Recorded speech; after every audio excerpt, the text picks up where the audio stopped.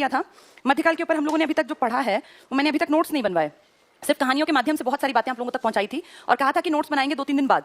आज जो मैंने स्लाइड्स तैयार की हैं वो तुम्हें नोट्स की फॉर्म में आगे अपनी किताब में जो कॉपी तुमने बनाई है इसमें कंटिन्यू करना। कुछ लोगों का मैसेज आया कि मैम अलग कॉपी बनाई है इसी में कंटिन्यू करें, वो तुम देखो। अगर रजिस्टर भरने की कगार पर है तो नया बना लो, और अगर लगता है बहुत सारे पेजेस बचे हैं तो वहीं कंटिन्यू कर लो। ये कोई ऐसा टॉपिक तो है नहीं कि किताब अलग अलग कॉपियां बनेंगी जैसे मैथ्स में बनानी पड़ती हैं। इसमें आप एक रजिस्टर में भी सब कुछ लिखेंगे तब भी कोई इशू नहीं है, ठीक है। चलिए, हम लोगों ने देखा था कि भारत में कैसे इतिहास की स्टार्टिंग होती है और प्राचीन काल से आगे बढ़ता है भारत, एक नवीन युग का आरंभ होता है जिसको हमने नाम दिया था मध्यकाल। इसके डिवीजन का कारण भी मैंने आपको बताया था कि कुछ बहुत बड़ा ड्रास्टिक चेंज होता है तब काल का नाम बदला जाता है, अदरवाइज तो काल वही चलता रहे। बहुत बड़ा अंतर मध्यकाल और प्राचीन काल में था। इस काल में आते आते हमारे देश पर विदेशी ताकतें इतनी हावी हो गई कि सारे का सारा 1000 साल का इतिहास, आप मान लीजिए 8वीं शताब्दी के बाद से और 18वीं शताब्दी के काल को हम कहते हैं मध्यकाल। ये वो दौर था जिसमें इंडिया में सुल्तान नाम का शब्द सुनाई आने लगा। सुल्तान, अब तक देखो हम सिर्फ राजा महाराजा की बात करते थे, चाहे हमने मौर्य पढ़े चाहे हमने गुप्त पढ़े, हमने पढ़ा राजा महाराजा महाराजाधिराज, इससे बड़ा तो हमने नहीं पढ़ा ना, विक्रमादित्य, ये सब इंडियन कल्चर था। लेकिन अब इंडिया में जो शब्द सुनाई पड़ेंगे वो होंगे सुल्तान, या फिर उससे भी आगे चल के देखेंगे तो बादशाह कहलाएंगे। बादशाह, पादशाह, सुल्तान, ये शब्द अगर तुम महसूस कर पाओ तो ये हिंदी भाषा के शब्द नहीं है, ये अरबी और तुर्की भाषा के शब्द हैं। ये इसीलिए हैं क्योंकि मध्यकाल में हमारे ऊपर विदेशी ताकतें हावी होने लगी और इसी टाइम पर विदेशों में एक धर्म का उदय हुआ था। जब हमारे यहाँ गुप्तों का अंत हुआ ना 550 एडी में, तो उसी के हेरफेर में मैंने आपको कहानी सुनाई थी पैगंबर मोहम्मद साहब की, कैसे 570 ईस्वी में पैगंबर साहब का जन्म होता है और 570 के बाद वो 40 साल मेहनत करके 610 एडी में एक गुफा थी हीरा नाम की, वहां उन्हें ज्ञान की प्राप्ति होती है और यहीं से स्टार्ट हो जाता है एक नया धर्म जिसे आप कहते हैं इस्लाम धर्म।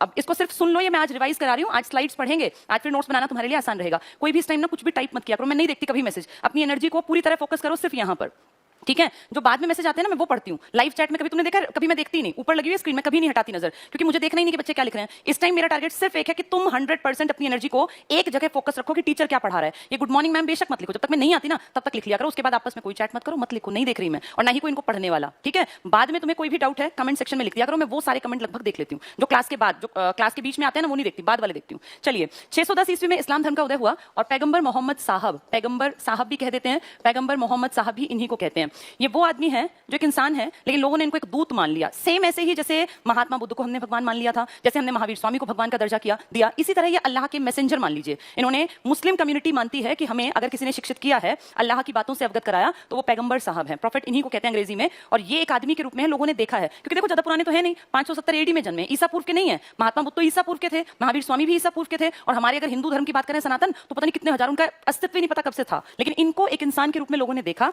और इनके बारे में सब चीजें पता है कि ये कहां जन्मे, कब इनका जन्म हुआ, क्या डेट थी, कब ये कहां से कहां गए, कितनी एज में इनको क्या प्राप्ति हुई, पता हमारे बारे में भी है, बौद्ध और जैन के बारे में। लेकिन इनका लेटर स्टेज है, सबसे लेट, अभी 7वीं शताब्दी है ना, ज्ञान प्राप्त जब हुआ, आप अच्छी तरह जानते हो कि जब भी 600 प्लस होगा, शताब्दी हमेशा एक आगे बोली जाती है, तो ये 7वीं शताब्दी में इनका उदय हुआ है। किस धर्म का?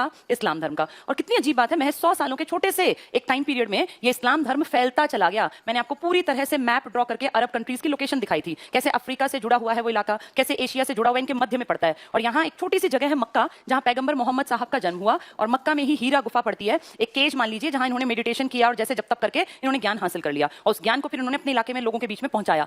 610 का ये ज्ञान 622 तक ये यहीं रहे, मक्का।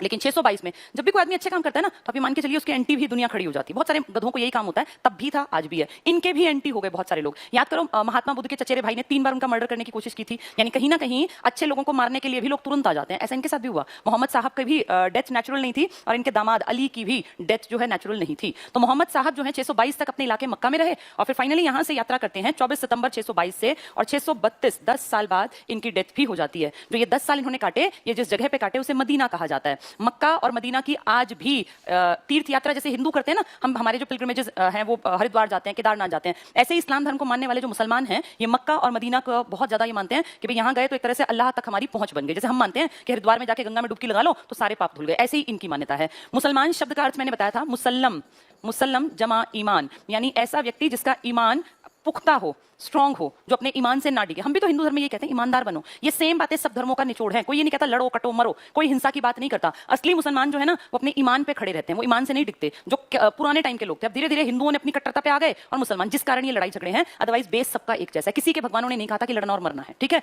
इस्लाम धर्म की ग्रोथ बहुत स्पीड से हुई और महज 100 सालों में, 610 में तो ये इस्लाम धर्म आया था और 711-12 में ये इंडिया के लगभग एंट्री तक पहुंच गया। आप समझ गए होंगे अल हज्जाज की कहानी जो मैंने सुनाई थी। अल हज्जाज कौन था? अल हज्जाज एक आदमी है जिसका भतीजा अल हज्जाज का ही भतीजा तो है जिसने पहला इंडिया पर आक्रमण किया, पहला मुस्लिम आक्रमणकारी जो कि अरब था। ये मुसलमान दो मेन इलाकों से आते थे ना, या तो अरब कंट्रीज से या तुर्की साइड से, तो इसलिए इनको अरबी आक्रमणकारी कहते हैं और तुर्क आक्रमणकारी कहते हैं। दोनों कम्युनिटी एक ही है, दोनों मुसलमान हैं। एमडी लिखते हैं मोमडन के लिए, जैसे मोहम्मद साहब है ना एमडी, उन्हीं से यूज करते हैं। तो मोमडन लोग मेनली दो तरह के अटैकर्स थे, एक अरब कंट्रीज वाले, एक तुर्की। ये हमारे ऊपर क्यों अटैक करते थे और क्या इन्हें हमारे बारे में जानकारी थी? बिल्कुल। अरब का व्यापार आज का नहीं है, ऐसा नहीं कि 7वीं शताब्दी में अरबियों का और हमारी तालमेल बैठा या इन्होंने हमारे ऊपर अटैक किया। ये बहुत पुराने टाइम में, जब हड़प्पा का टाइम था ना, उसके हेरफेर में भी, आपको याद होगा हड़प्पा के टाइम में भी व्यापार होता था, याद है? और नील नदी की जो सभ्यता थी अफ्रीका के इलाके में, मेसोपोटामिया, दजला, फरात, ये सब मैंने पढ़ाया हुआ है। व्यापार उस टाइम पर भी था और उस टाइम भी चीजें ली और दी जाती थी। तो इंडिया को ही टारगेट क्यों बनाता था हर कोई? किसी और को कोई और देश क्यों नहीं दिखता था? क्योंकि इस व्यापार से ये बात पूरी दुनिया में फेमस थी, जहां जहां व्यापार था, कि भारत एक बहुत समृद्धशाली देश है, यहाँ चीजें बहुत ज्यादा हैं। चाहे चंदन की लकड़ी की बात कर लें, चाहे हीरे की बात कर लें, या मसाले की बात कर लें, या सूती कपड़े के कपास की बात कर लें। आप ये देखो, कोई ऐसी चीज नहीं है जो इंडिया के पास ना हो। लौंग, इलायची, मसाले, काली मिर्च, यानी अथाह चीजें हैं इंडिया के पास। रिच कंट्री है इंडिया, और ये बात हमें बताने की जरूरत नहीं है क्योंकि प्राचीन व्यापार से ये बातें सब लोग जानते थे। अब इन अरबियों की बात करें जो हमारे पर पहला अटैक करेंगे, इनका इलाका आज भी आप जानते हैं, अरब कंट्रीज जानी जाती हैं अपनी तेल के बाहुल्य के लिए। इनके पास कच्चा तेल बहुत है, क्रूड ऑयल, जिसको कि रिफाइनरी में साफ करके उससे पेट्रोल बनाते हैं, डीजल बनाते हैं, पैराफिन वैक्स बनाते हैं। एलपीजी जो आपके घर के सिलेंडर में भरी जाती है वो उसी से बनती है। लेकिन इस तेल की कीमत हजारों साल पहले थोड़ी थी, ये तो गाड़ियां जब चल पड़ी तब तेल की कीमत बढ़ गई ना। तो इस तेल के दम पे आज बेशक अमीर होंगे, लेकिन तब कौन जानता था कि तेल कुछ इंपॉर्टेंट चीज है? वो फालतू की चीज थी, निकला ही नहीं था इतना। कहां इतनी ड्रिलिंग मशीनें थी कि तेल इतनी क्वांटिटी में? आज ये अमीर हैं, लेकिन आज से 1000 साल पहले थोड़ी अमीर थे, गाड़ियां ही नहीं थी। उस टाइम पे सारी चीजें इंपॉर्टेंस रखती थी खेती से जुड़ी, और खेती में नंबर 1 कौन था? इंडिया। इंडिया कभी से अमीर देश था, इंडिया में कभी से गंगा का उपजाऊ मैदान था, इंडिया में कभी से दक्षिण भारत में मसालों की इतनी खेती थी कि पुर्तगाली, याद करो, जो अंग्रेजों वाली कंपनियां आनी शुरू हुई थी, जिनमें पुर्तगाली सबसे पहले थे, तो कालीकट के तट पे जो पहुंचा था आदमी, वो अपने पूरे जहाज में मसाले ले गया था, और कहते हैं उन मसालों के बदले यहाँ के लोगों को सोना दे गया था। अब ये देखो, हमारे लिए मसाले फालतू की चीज, लेकिन उनके लिए मसाले इतने इंपॉर्टेंट कि सोना उतार के मसाले भर के जब उस जहाज को पहुंचा अपने यूरोप में, तो वहां उसको 60 गुना मुनाफा हुआ। तो आप इमेजिन करो कि सोने और मसाले में देखो मसाले की इंपॉर्टेंस कितनी ज्यादा। पुराने टाइम से हम फेमस हैं, अरबी इस बात को जानते हैं। जैसे ही वो थोड़ी सी गड़बड़ हुई, 8 जहाजों की कहानी मैंने आपको सुनाई थी ना, अल हज्जाज के और खलीफा के, वो लूट लिए, और उसकी फिर किसी ने अपने सिर पे ली नहीं बात कि भी हमारे हैं, तो उसने 2 अटैक करवाए। फाइनली 17 साल के अपने दामाद, अपने भतीजे, जिसका नाम है मोहम्मद बिन कासिम, को एक शक्तिशाली सेना लेकर और कहा कि तुम जाके इसके ऊपर चढ़ाई करो, आक्रमण करो। और ये इंडिया पर पहला अटैक था, क्योंकि तब इंडिया का मतलब इंडिया नहीं था, इंडिया प्लस पाकिस्तान, अफगानिस्तान की बाउंड्री जो इधर की है ना, ये भी इंडिया का ही हिस्सा था। तो इस तरह से हमारे ऊपर आक्रमणकारी आए, और ये पहला मुस्लिम कह लो, पहला अरबी कह लो, दोनों एक ही आंसर है। पहला मुस्लिम अटैकर कहेंगे तो भी मोहम्मद बिन कासिम है, और पहला अरबी आक्रमणकारी कहेंगे तो भी मोहम्मद बिन कासिम। हमारे ऊपर तुर्की आक्रमण, मैंने कल कहानी सुनाई थी, 900 प्लस में जाके तुर्की आक्रमण आएंगे, और अलप्तगीन, सुबुक्तगीन, महमूद गजनवी, ये कहानी कल मैंने सुना दी थी। लेकिन वो कहानी से क्या होगा, तुम लोग ना इसके नोट्स नहीं बनाओगे तो पीछे रह जाओगे। इसीलिए आज मैंने टारगेट बनाया कि आज अगली कहानी तब पढ़ेंगे जब तुम्हारे पास सारे नोट्स होंगे, वरना फायदा नहीं है। ऐसे कहानियां सुनने से कभी कोई पास नहीं होता। मैंने जब खुद तैयारी की तो पढ़ा सुना एक बार, लेकिन उन चीजों को उतार लेना चाहिए कॉपी में, नोट्स के फॉर्म में। देखो, जो ये वीडियो बनती है ना 1 घंटे की, इनमें मसाला कितना होता है एग्जाम के नाम पे? सिर्फ वो स्लाइड्स जो मैं लास्ट के 10 मिनट में पढ़ाती हूँ, बस वो। बाकी सारी तो इसलिए होती हैं ताकि तुम्हारी बुद्धि में ये बातें घुस जाएं, ये तुम्हें लंबे टाइम तक याद रहें। ये पूरा भाषण थोड़ी पेपर में आता है, ये तो सिर्फ एक नॉलेज को सेट कर देता है दिमाग में। मैं साइकोलॉजी जब पढ़ाती हूँ ना, तो एक छोटा सा टॉपिक है, मैं कारण बता दूं तुम्हें मैं क्यों बता रही हूँ, क्योंकि बहुत ज्यादा टाइम कंज्यूमिंग है ये सब चीजें। इतनी वीडियोस तुम देख नहीं पाओगे कभी भी एग्जाम से पहले, इसीलिए ध्यान से कहानी को सुना करो। लर्निंग जब करता है ना इंसान, लर्निंग, तो उसमें उसके फेजेस होते हैं, 4 स्टेज है लर्निंग के। ये 4 स्टेज क्या है? सबसे पहले इंसान जो है किसी भी चीज को लर्न करता है, जैसे मैं बोल रही हूँ, मैं सुना रही हूँ, मैं पढ़ रही हूँ, मैं पढ़ा रही हूँ, इन सबसे तुम्हारी लर्निंग होगी। लेकिन लर्निंग से तुम्हारा पेपर पास बिल्कुल नहीं होगा। तुमने सीख लिया, तो सीख के जब 10 दिन बाद पूछूंगी तो ये 10% भी याद नहीं होगा, और 1 महीने बाद तुम्हें लगेगा कि सुना था लेकिन याद नहीं आ रहा। एग्जैक्टली अल हज्जाज तुम्हें याद ही नहीं आएगा, ये सब चीजें गायब हो जाएंगी। बिल्कुल नेचुरल है भूलना। थ्योरी ऑफ फॉरगेटिंग है एबेनहॉस की, हाई लेवल पे पढ़ते हैं जब लर्निंग के बारे में और डिटेल में पढ़ते हैं। तुम्हें नहीं पढ़नी, मैं तुम्हें बता दूं निचोड़ क्या है, क्योंकि मैंने पढ़ी है। लर्निंग की जैसे थ्योरी है ना, ऐसी फॉरगेटिंग की भी थ्योरी है। भूलना बिल्कुल बिल्कुल प्राकृतिक है, नेचुरल है। मैं भी भूलती हूँ, तुम भी भूलते हो, सब भूलते हैं। इस दुनिया में कोई ऐसा है नहीं जो कहता है कि मैं कभी भूलता ही नहीं हूँ। एक बार पढ़ के कभी किसी को याद नहीं होता। ध्यान से समझो, एक बार पढ़ के तो बस कानों में हल्का हल्का कुछ कहीं कोई ट्रेस जाता है, दिमाग में एक छाप हल्की सी बनती है, वो ऐसे नहीं कि आप याद कर पाए। 1 बार 2 बार 3 बार 4 बार, आज जो मैं ये इतना बता रही हूँ ना, ये मैंने कम से कम 10,000 बार पढ़ लिया होगा, इसलिए मैं इतना बोल पा रही हूँ, मैं इतना बता पा रही हूँ। बिल्कुल नेचुरल है भूलना, तुम भी भूलोगे। इस भूल से उबरने का तरीका क्या होता है? सुनी चीजें लंबे टाइम तक याद नहीं रहेंगी, सुन के समझ के उन्हें लिख लेना, और लिखी हुई चीज को बार बार पढ़ना, ये तरीका होता है तैयारी करने का। देखो, मैं खुद भी अपने नोट्स बनाती हूँ। अब मैं चाहूं तो मैं नोट्स को ना बनाऊं, मैं ये ना लिखूं, ये ये मैं बार बार लिखती हूँ, ऐसा नहीं कि मैंने एक बार बनाया ये अपनी नौकरी के लिए, अब मैं दोबारा से रजिस्टर्स बना रही हूँ। 2-2 साल में मैं अपनी चीजों को एनहांस करती जाती हूँ। 2018 में काम किया था अपने ऊपर, अब 2020 में फिर से खाली हूँ, फिर से डिटेल में काम कर रही हूँ। मैंने अब में लॉकडाउन में 5 से 6 रजिस्टर भर दिए, छठा कल स्टार्ट कर दिया, छठा रजिस्टर किया। क्या उनमें पुरानी सारी चीजों में और एड अप कर लिया, जितनी पुराने नोट्स थे ना उन सबको अब मैं नहीं देखूंगी, मैंने उन सबके समेत एक्स्ट्रा पॉइंट्स लिख लिए। और ये हर टीचर करता है, तभी टीचर सस्टेन कर पाता है। जो एक बार पढ़ के बैठ गए ना टीचर, उनसे तो बहुत आगे बच्चे निकल जाएंगे। ये तो रोज की कहानी है, रोज चीजें पढ़ना। आज जो नोट्स बनाए हैं मैंने, अब वो 2022 तक पुराने नहीं होंगे, लेकिन 2022 में मुझे फिर से मेहनत करनी पड़ेगी। पढ़ना इनको 2 साल लगातार पड़ेगा, ऐसा नहीं कि बना लिया अब मैं मुझे पढ़ना नहीं, मुझे रोज पढ़ने हैं ये। मैं रोज क्लास लेने से पहले 1.5 घंटा पढ़ती हूँ, चीजें और ज्यादा देखती हूँ कि और क्या बेहतर हो सकता है और क्या बताऊं जिससे कि बच्चों को याद रहे, कैसे आसान बने। तो तुम्हें किसी को पढ़ाना तो नहीं है, लेकिन खुद तो पढ़ना है। लर्निंग के बाद दूसरा स्टेज होता है रिटेंशन। रिटेंशन का मतलब होता है आप चीजों को दिमाग में कैसे सेट करोगे। ये बहुत इंपॉर्टेंट बात बता रही हूँ, तुम्हारी लाइफ लॉन्ग काम आएगी, इस चीज को समझ लेना।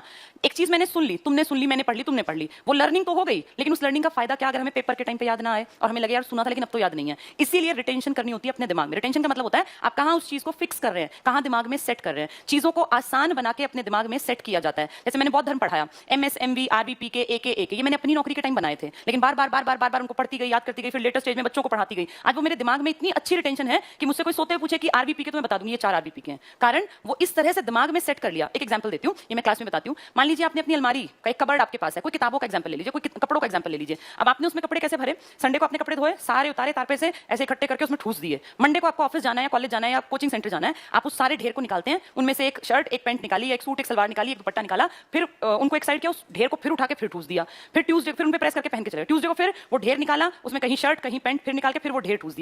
डेली कितनी मेहनत कर रहे हैं आपको पता ही नहीं। अगर आपने संडे को एक दिन थोड़ा सा टाइम लगा के उन सब पे प्रेस कर दी होती और अपनी अलमारी में उनको ऐसे सेट कर लिया होता कि एक तरफ अलग अलग शर्ट्स टांग लेते और एक तरफ या रख लेते या पैंट रख लेते। ऐसे ही अपनी किताबों के सेक्शन में एक तो सारे में कबाड़ मचा के रख दो, एक भी यहाँ जीके की है, यहाँ मैथ्स की है, यहाँ रीजनिंग की, यहाँ इंग्लिश की। ये तो डिफरेंस होता है। वो आदमी जो रोज उस ढेर को निकालता है, ढेर एनर्जी वेस्ट करता है। ऐसे बहुत सारे लोग हैं, सालों साल पढ़ेंगे, रिटेंशन नहीं करेंगे, दुनिया भर की लर्निंग करेंगे, रिटेंशन नहीं होती। और जिसमें रिटेंशन नहीं है ना, टाइम आने पर वो कभी भी चीजों को रिकॉल नहीं कर पाता। एग्जाम आएगा, वो कहेगा पढ़ा था पर याद नहीं आ रहा। रिकॉल पावर उनकी होती है जिनकी दिमाग में चीजों की सेटिंग बहुत अच्छी होती है, पॉइंट्स की सेटिंग इतनी अच्छी करनी होती है। और इसीलिए कहानियां सुनाई जाती हैं, नहीं तो सीधे आके किताब को उठा के मैं फैक्ट्स पढ़ा दूं, फैक्ट्स याद नहीं रहेंगे। इस रिटेंशन पे मैं ज्यादा काम करती हूं लर्निंग के बाद, क्योंकि अगर रिटेंशन नहीं है तो आप फेल हो जाएंगे, आपको आते आते भी चीजें नहीं कर पाएंगे आप। और फाइनली जाके आता है रिकॉग्निशन। ये क्या होता है जो आपको पेपर में करना है।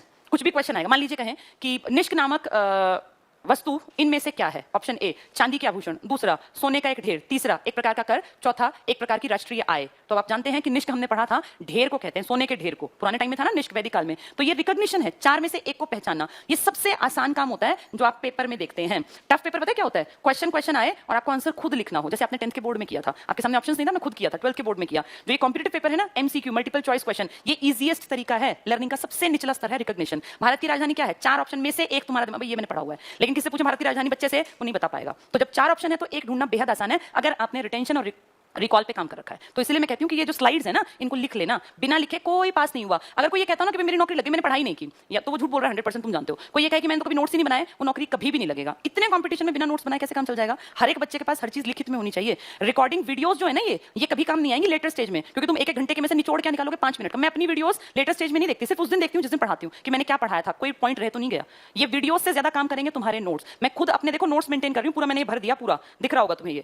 ये जो भर दिया ना, ये है मेरी मेहनत, ये तुम्हें भी करनी है और यही ज्ञान है। ये स्लाइड्स और ये क्लासेस और ये जो जितना बताया जा रहा है, ये ज्ञान नहीं है। और ये तुम्हें 1 घंटा सुनने का मौका तुम कितनी बार निकालोगे, 1 घंटा, बात कितनी निकलेंगी, 5। अब स्लाइड्स में देखो एग्जांपल, ये स्लाइड छोटी सी है, बस 5 मिनट नहीं लगते अगर हम स्लाइड्स को पढ़ लें तो, लेकिन मतलब अपने नोट्स पढ़ लें तो। अब मैं आज जो मुझे पढ़ाना था मोहम्मद गौरी, शायद हो सकता है आज ना पढ़ा पाऊं, क्योंकि आज स्लाइड्स में कोशिश है कि एक टॉपिक इसमें से करा दूं ताकि तुम्हारे नोट्स पूरे हो जाएं। जो टॉपिक मैं पढ़ाऊंगी ना, वो असलियत में लिख के 5 मिनट का है और तुम्हें पेपर से पहले 5-5 मिनट में ही रिवाइज करना है। तो इनकी इंपॉर्टेंस है नोट्स ढंग से बनाना। देखो, इस्लाम धर्म है मध्यकाल की स्टार्टिंग में ही, और इसीलिए इस काल को अलग पढ़ते हैं। अगर इसमें हिंदू ही पढ़ाने होते, बौद्ध ही पढ़ाने होते, तो प्राचीन ही ना पढ़ाते रहते। क्यों मध्यकाल आया, क्योंकि नया धर्म आया, सब चीजें बदल जाएंगी। तो मध्यकाल में इस्लाम धर्म का उदय हुआ। इस्लाम धर्म अपनाने वाले, उनके अनुयायी कहलाते हैं मुसलमान। अर्थ का मतलब पवित्रता, जैसे बुद्ध का मतलब क्या था, एनलाइटेंड, जिसको बहुत ज्ञान आ गया हो। याद होगा ना जिन, और ये वर्ड पढ़ाए थे मैंने, कैवल्य, कैवलिन, ऐसे ही यहाँ वर्ड पढ़ा रहे हैं। इसका अर्थ, इस्लाम का मतलब क्या है, पवित्रता, प्योरिटी, पायसनेस। अनुयायी क्या कहलाते हैं, मुसलमान। किन शब्दों से बना, मुसल्लम जमा ईमान, यानी जिसका ईमान सच्चा हो, उसी को कहते हैं मुसलमान। नेक्स्ट देखो, पैगंबर मोहम्मद साहब, इन्होंने ये शिक्षा दी है जनता को कि अपने ईमान को पुख्ता रखो, सच्चा रखो। पिता थे इनके अब्दुल्ला, इनकी माँ अमीना, इनकी पत्नी खादिजा। क्या बताया था इन्होंने? खुद उस टाइम पे एक विधवा से शादी की थी। ये इनका बड़प्पन था कि विधवा से शादी की इन्होंने। खादिजा नाम की महिला, 25 साल में विवाह हुआ था पैगंबर मोहम्मद साहब का, जब वो 25 ईयर्स के थे। हमने पढ़ा था ना महात्मा बुद्ध की भी शादी पढ़ी थी। क्या नाम था उनकी पत्नी का? यशोधरा। और हमने पढ़ा था महावीर स्वामी की भी पत्नी थी यशोदा, उनकी बेटी थी अणुजा, और उनका बेटा था, क्या नाम था उसका? राहुल। राहुल मतलब बंधन। तो यहाँ इनकी पत्नी का नाम है खादिजा, 25 साल में इनकी शादी हुई। इनकी बेटी का नाम है फातिमा और इनके दामाद का नाम है अली। यही बनेगा अगला क्या इनके अनुयायियों में जब आपस में भिड़ंत होगी ना इनकी डेथ के बाद कि कौन इनका अगला वंशज है, भाई कौन इनकी बातों को बढ़ाएगा, तो दो अलग धाराएं बनेंगी, एक शिया और एक सुन्नी। शिया वाले कहेंगे रिश्तेदार, तब अली का नाम आएगा, और जो सुन्नी वाले कहेंगे भाई रिश्तेदार क्यों, जो लायक है वो बनेगा, और वो अबू बकर का नाम देंगे। चलिए अब ये नोट्स बनाना जो ये लिखे हुए स्लाइड्स, ठीक है।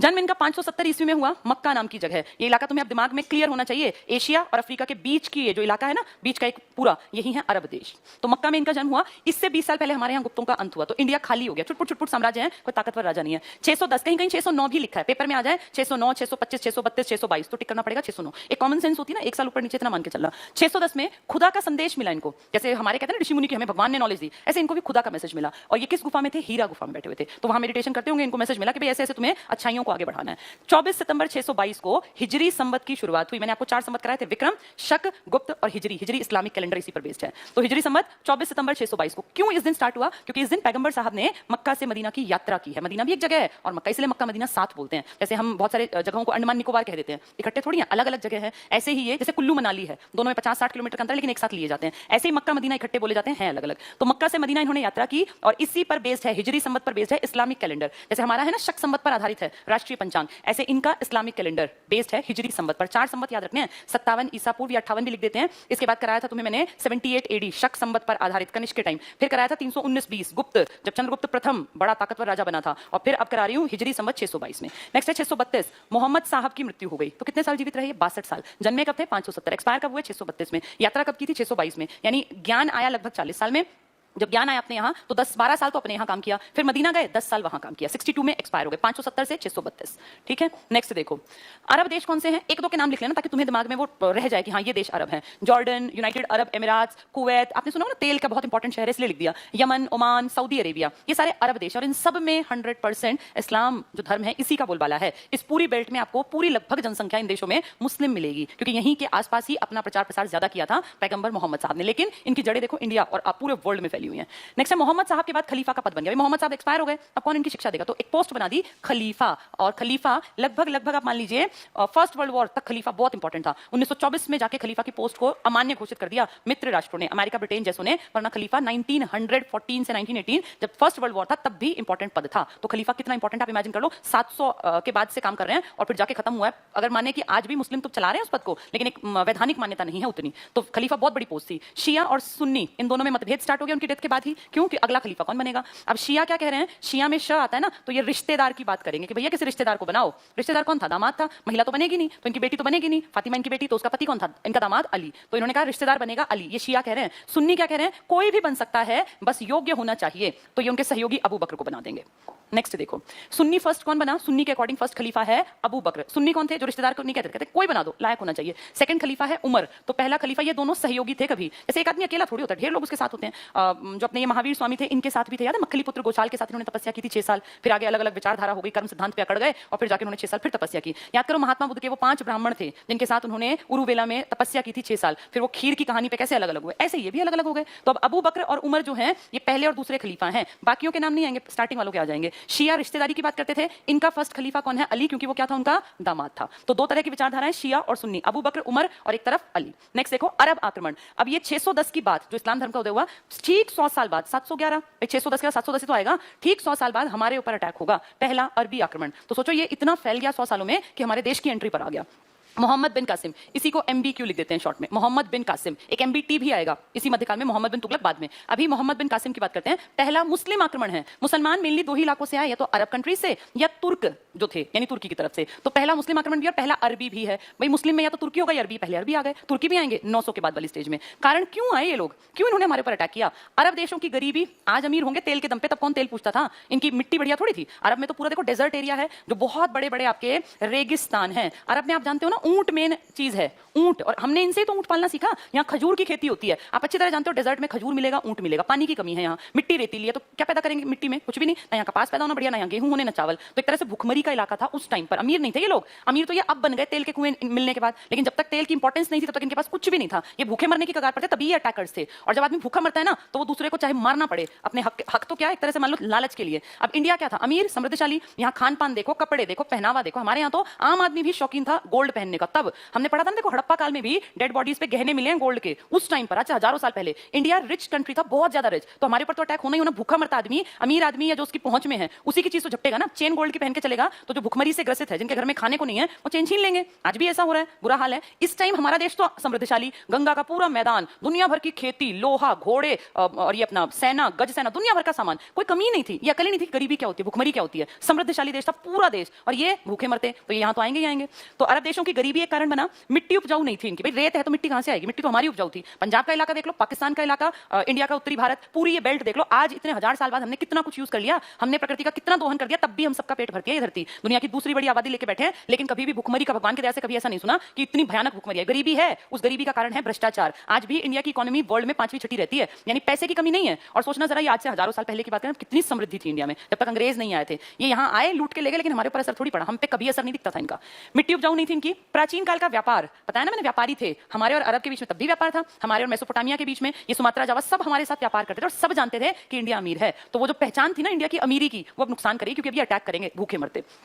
भारत की समृद्धि कारण बनी। जैसे कारण क्या है, क्यों हमारे ऊपर अटैक हुए? गरीब के ऊपर कौन अटैक करेगा? अमीर से चीजें छीनी जाएंगी। तो भाई हमारी समृद्धि के कारण प्राचीन काल में हमारा व्यापार बहुत रिच था, मिट्टी उपजाऊ नहीं थी, और अरब देशों की गरीबी, रेगिस्तान, ऊंट लेके बैठे थे। ऊंट से क्या करना है? हमारे यहाँ गाय देखना, पुराने वैदिक काल में भी गाय थी, अघन्या, दूध और दही और ये सब चीजें तो हमारे प्राचीन काल से चली आ रही है, हम रिच थे बहुत। अब देखो व्यापार, जो प्राचीन काल का व्यापार था, भारत से क्या ले जाते थे ये लोग, और भारत में क्या देके जाते थे, जिनके बिना भी हम ठीक ठाक चल सकते थे। भारत से देखो जाता क्या था? मसाले, काली मिर्च, लौंग। आज से नहीं, अंग्रेजों पुर्तगालियों से नहीं, प्राचीन काल से भी हमारे इंडिया से। मैंने आपको इंडिया का मैप ड्रॉ करके बताया था कि कैसे कैसे इंडिया से व्यापार होता था। देखो कल परसों जब पढ़ा रही थी तो मैंने आपको एक आइडिया दिया था। यहाँ थे ये पूरे बंदर पत्तन मान लो उस टाइम के, कच्छ की खाड़ी, खंबात की खाड़ी, यहाँ जहाज भर भर के आता था सारा सामान। तो उस टाइम पे देखो जाता क्या था, यहाँ से क्या भर के ले जाते? मसाले, काली मिर्च, लौंग वगैरह। चंदन, चंदन बड़ा इंपॉर्टेंट है। चंदन की लकड़ी मैंने बताया था ना, कैसे एक एक सोल्जर खड़ा कर रखा है। आज 2019 में मैं गई थी नवंबर में, एक एक सिपाही की ड्यूटी है एक पेड़ के पास, उसको पूरी रात पेड़ के पास रहना है, उसको पेड़ जैसी ड्रेस पहना दी। क्यों? क्योंकि वो चंदन का पेड़ है। एक पेड़ पे सरकार एक सैनिक खड़ा कर रही है, तो चंदन की कीमत लगा लो कितनी होगी। इसी में तो था वो वीरप्पन, जो चंदन की लकड़ी की तस्करी करता था, पीछे मारा गया था ना कई साल पहले।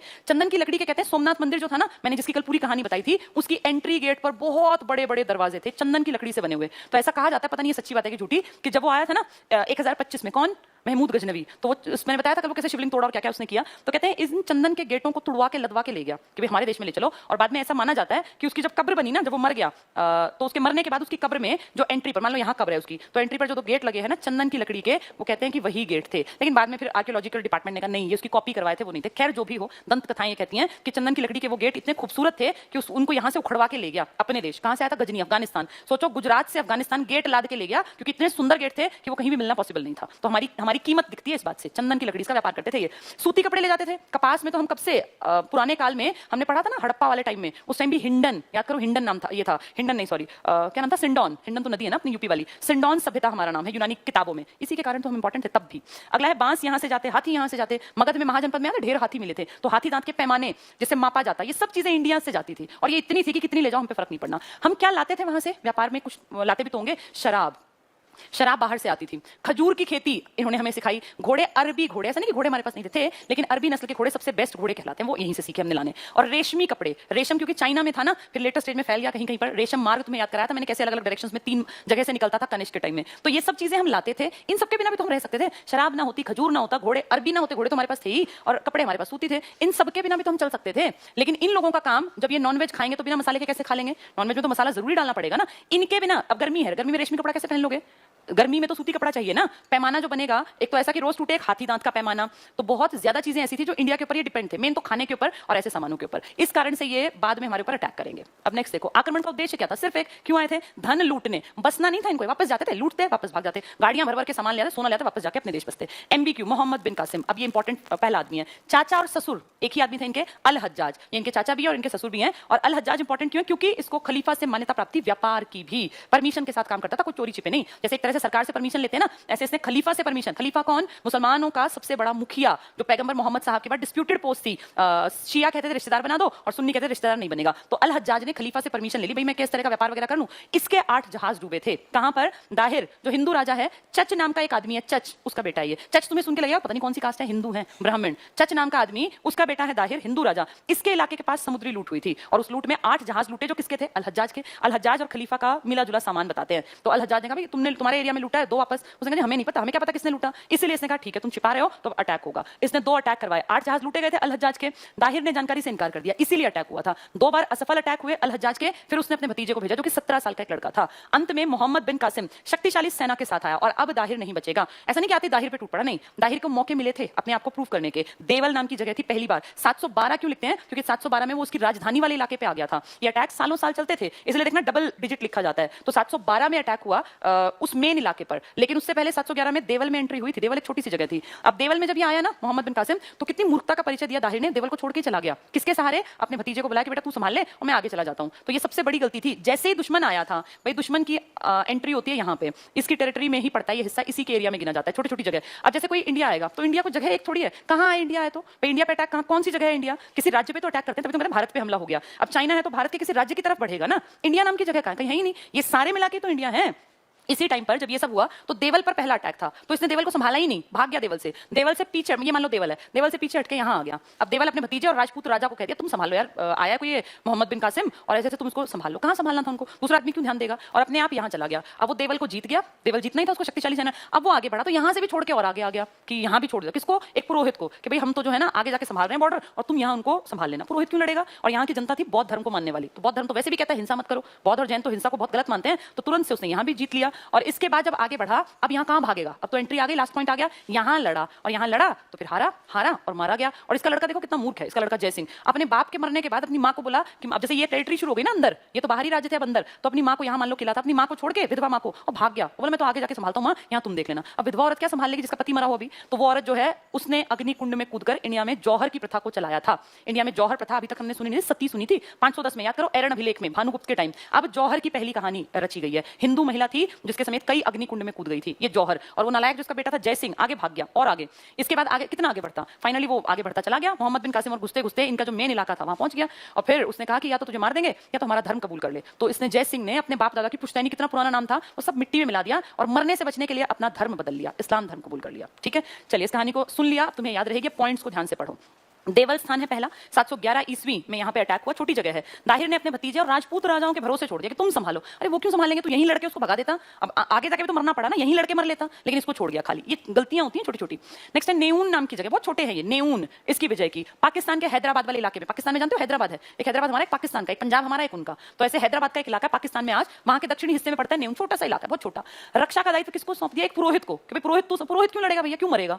जनसंख्या कैसी थी, अहिंसक बहुत, जनसंख्या ने हमें नहीं लड़ना, आ रहा है बेशक, हमारा क्या बिगड़ना है, संख्या लड़ी नहीं। फिर अगला सेहवान, ऐसी छोटी बहुत छोटे साइट है ये, नेऊन, सेहवान, देवल। देवल पहली साइट थी हारने वाली, फिर नेऊन, सेहवान, फिर तो लाइन लग गई। और फाइनली जाके देखो इंपॉर्टेंट है राजौर या अरौर विजय। अरौर, ज्यादातर जगह राजौर लिखा है लेकिन अरौर भी इंपॉर्टेंट है, याद रखना। ये जगह की ये मेन लड़ाई है जहां मरेगा ये हमारा दाहिर राजा। दाहिर एमबीक्यू आपस में लड़ेंगे, ये सिंबल है लड़ाई का। आक्रमण हुआ दाहिर के ऊपर, मोहम्मद बिन कासिम ने अटैक किया, दाहिर की मृत्यु, इस पे हाथी पे बैठा था, इसके जो सेना थी उन्होंने हाथी के पैरों पे वार किया, पैर जो उन पे बार-बार वार करने से हाथी लड़खड़ा गया और ये गिर गया। और जब ये गिरा तो वो 10-12 एक साथ आके इकट्ठे और इसके ऊपर धड़ाधड़ वार और फाइनली ये मर गया। दाहिर की मृत्यु और मोहम्मद बिन कासिम जीत गया। 17 साल का लड़का है, जीत के और बस फिर इसने टारगेट बना लिया कि यहाँ अपना कर थोप देते हैं, इनसे पैसे लेके जाएंगे। जय सिंह जो किसका बेटा है, दाहिर का पुत्र, इसने विधवा माँ को छोड़कर आगे बढ़ गया। देखो इस मूर्ख को, जैसा गलती इसके पिता ने की, इसने और आगे बढ़ के गलती की, अपनी माँ को छोड़ के आगे बढ़ गया। माँ ने फिर क्या किया, क्या करती माँ, जब भाई राजा ही कुछ नहीं कर पाया तो माँ क्या करेगी। तो जौहर व्रत में अग्निकुंड में कूद गई थी दाहिर की पत्नी, पहला एग्जांपल है। दाहिर की पत्नी ने फर्स्ट उदाहरण है ये जौहर का, ये पूछ लेते हैं एग्जाम में। सती का एग्जांपल क्या दोगे, एरण अभिलेख, जिसमें लिखा हुआ है भानुगुप्त के टाइम में पहली सती प्रथा, और अब 712 में जौहर का पहला एग्जांपल है। एमबीक्यू 17 साल से बड़ी सभी लोगों का कत्ल करवा दिया। इसने क्या कहा कि जितने लोग 17 से ऊपर है ना, मतलब मेरी एज से ऊपर है, उन सबको मार दो, सारे आदमी मार दो। फिर जबरदस्ती इस्लाम कबूल करवाया जनता से, जनता को बोला जबरदस्ती तो इस्लाम मानो, नहीं माने तो टैक्स दो। अब टैक्स क्यों भरे, जनता ने कहा ठीक है भैया टैक्स भरने से बढ़िया हम इस्लाम धर्म में तब्दील हो जाते हैं। सिर्फ ब्राह्मणों को छोड़ा, महिलाओं को, बच्चों को और अपंग को, बाकी सबसे टैक्स लिया जिन्होंने इस्लाम नहीं कबूला। तो देखो क्या किया जज